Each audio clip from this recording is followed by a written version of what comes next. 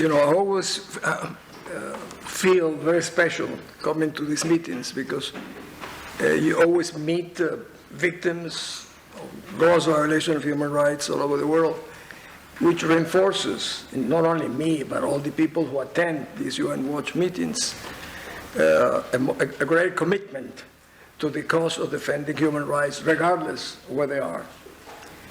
Usually I say that the diplomats think twice before saying nothing. So I'll try to say a couple of things, and don't worry, I'm not going to read all this.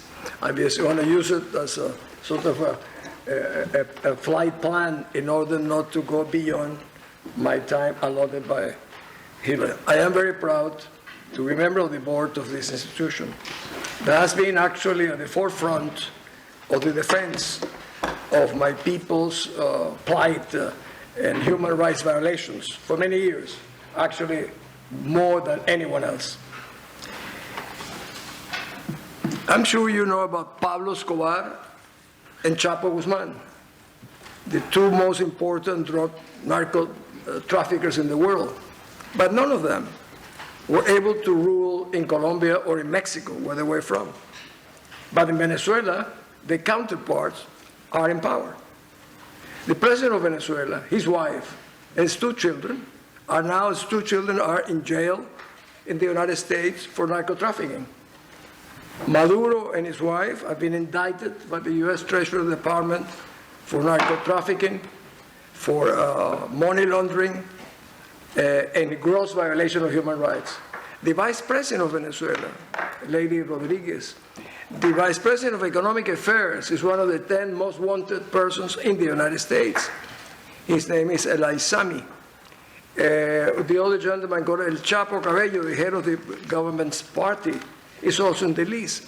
All these people and tens of more are included in the list of sanctions by the United States government and also the European community for gross violation of human rights. So this is not a government. This is not even a regime. It is a criminal corporation, and as such should be considered by this institution where we're sitting today here in the Palais des Nations, beginning with the Secretary General of the United Nations, who is extremely deferential to a criminal corporation such as the one I'm talking about. Why are we here today? We're here starting tomorrow officially a campaign launched by UN Watch, a global campaign to suspend Venezuela from the Human Rights Council. It is inexplicable that a criminal corporation could be a member for the second time of this organization. I'm not shocked because I've been at the United Nations enough to know, I've been inside of the monster, so I know it well. But we are not so naive to believe that only by suspending Maduro, we are going to rescue our freedom in Venezuela. This is a first step. But we understand that with people, we have to inform public opinion as much as we can about the criminal nature of this monster that we have with Maduro and his cronies in order to really regain more information that will allow us to go to the General Assembly. We are encouraged because in 2011, UN Watch led a campaign to suspend Libya. People thought that that was not possible. Well, they did it. In the case of Venezuela, we are also encouraged. We know that this is a very uphill battle, but we are encouraged by that. We're encouraged by so many other things. For example, I see in this room, I have a lady from my country, Rosa Orozco, sitting in the back, whose daughter was shot 5 times by 2 National Guardsmen from Venezuela when she was 23 years old. That's the age of my twin daughters today, 23. So, and she's one of the persons who were assassinated in the streets of Venezuela for peaceful demonstration.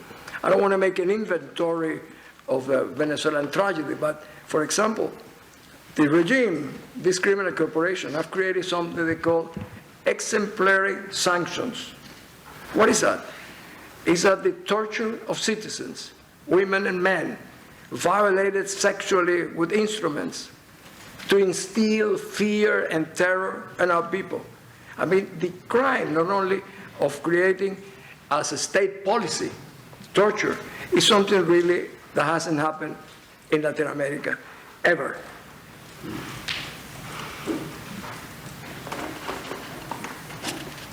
Incredible. Next week, as Elaine was saying, in this building of the United Nations, Venezuela will sit among 47 members of the Human Rights Council. This is actually will be a shameful day for all the members of the United Nations. The regime beat Costa Rica in the October election at the General Assembly for 9 votes.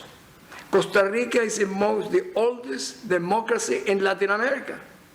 And you say, how could this happen? Well, the Chavez regime and then the Maduro criminal corporation have been very generous with the peoples of my country's people's resources and monies to buy accommodations and complicities all over the United Nations. That was the only thing that could explain that by 9 votes, a country like Costa Rica was defeated by the Maduro regime. I believe, Irene, I never told you, that when we succeed in this campaign, the people will be happier. Will be the few countries that are in this Human Rights Council that we were going to liberate them of the repugnance of sitting next to the Venezuelan criminal corporation. I think they will be the first that will have to celebrate this achievement when we do it. You know, Human Watch honored me, asking me to lead this. I am leading this together with a group of volunteers, especially ladies, by the way, who are in Canada, in Atlanta, in Norway, very few people, who has made it possible that today we have 126,000 signatures. In Venezuela, people are afraid to sign because the regime have persecuted people who signed previously. So even though that, we are aiming to get 1 million signatures. There is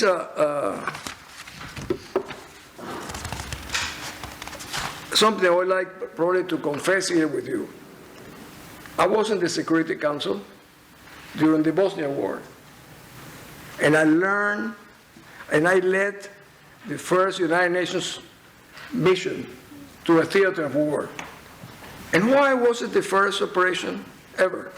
Because the permanent members and the Secretariat do not like that the non-permanent members find out the truth of what's going on the ground.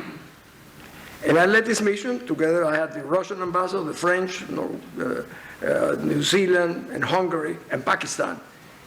And I went to Srebrenica, that you know now what happened afterwards. And I said there, a slow motion genocide is taking place here before the eyes of the world. At the time, it was in the New York Times, kind of everywhere. And the permanent members, no, Diego have never seen a war. This is not going to happen. We must continue negotiating, dialogue, conversation, which is a very European way to treat other people's problems. Had Europeans treated that during the Second World War, the world would be much different.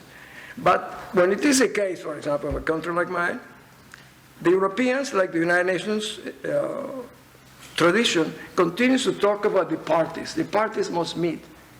This immoral equivalence of victims and victimizers is really horrible. And that's what explains that all kinds of differences are extended to people like the Maduro regime.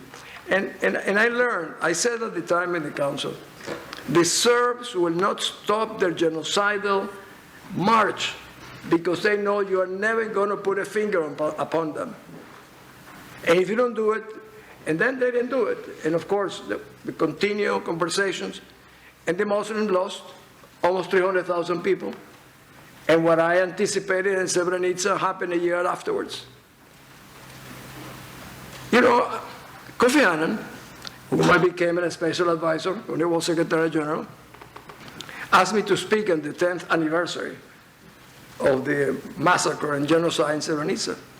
And it was done at the Hammarskjöld Library at the United Nations. And there was a full room of diplomats, and I said, I feel like a murderer must feel returning to the scene of the crime that was committed few meters away from this room at the Security Council. And it is true. This was really a crime committed before the eyes of the world. And now I see it. You can see it in Syria. I was watching what's yesterday. Children dying, there's no, the Uyghurs, well, we were here tomorrow. The indifference and this, you know why, this is my last word. When you sit in the Security Council, they bring you papers white.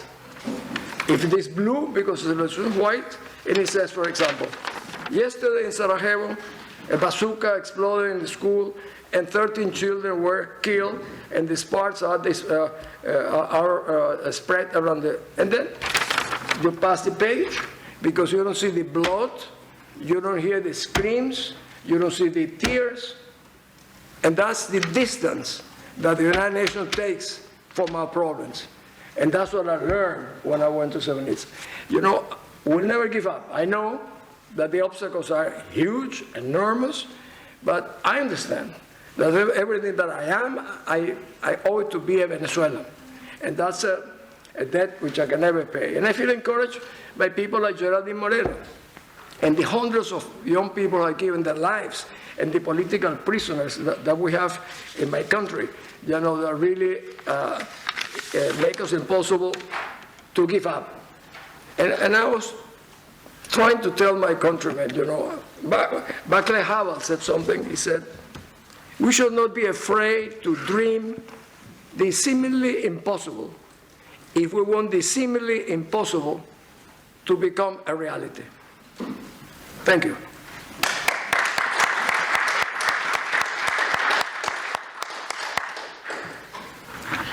Thank you, Ambassador Arria, for your very powerful remarks.